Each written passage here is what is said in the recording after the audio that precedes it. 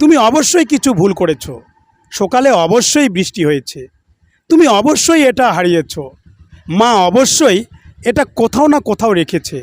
এই ধরনের বাক্যের ক্ষেত্রে আমরা ব্যবহার করব মাস্ট হ্যাভ, এবং এক্ষেত্রে বাক্যের গঠন হলো subject plus must have plus ভার্বের থার্ড ফর্ম প্লাস অবজেক্ট। তাহলে এবার যদি বলি সকালে অবশ্যই বৃষ্টি হয়েছে, It must have rained in the morning. It must have rained in the morning. তুমি অবশ্যই এটা হারিয়েছো, You must have lost it. You must have lost it.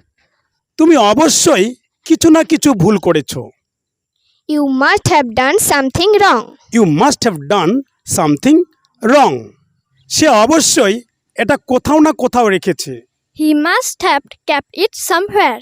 He must have kept it somewhere. এবার যদি বলি হয়তো আজ সকালে বৃষ্টি হয়েছে, হয়তো তুমি এটা হারিয়েছো, হয়তো তুমি এটা অন্য কোথাও রেখেছো। এই ধরনের বাক্যের ক্ষেত্রে আমরা ব্যবহার করব মে হ্যাভ প্লাস ভার্বের থার্ড ফর্ম, এবং এক্ষেত্রে বাক্যের গঠন হবে subject plus may have plus ভার্বের থার্ড ফর্ম প্লাস অবজেক্ট। এক্ষেত্রে একটা কথা মাথায় রাখতে হবে, বেশি সম্ভাবনা বোঝাতে আমরা ব্যবহার করব মে, এবং কম সম্ভাবনা বোঝাতে আমরা ব্যবহার করব মাইট। তাহলে এবার যদি বলি তুমি হয়তো এটা কোথাও রেখেছো, You may have kept it somewhere. You may have kept it somewhere. তুমি হয়তো শুনেছো, You may have heard. You may have hard.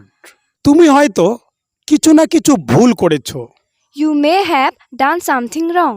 You may have done something রং।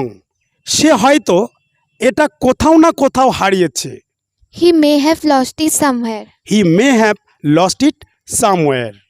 এবার এই বাক্যগুলোকে যদি আমরা কম সম্ভাবনা বোঝানোর জন্য ব্যবহার করি, সেক্ষেত্রে আমরা ওই একই স্ট্রাকচার ব্যবহার করব, শুধু মেয়ের জায়গায় মাইট বসাবো।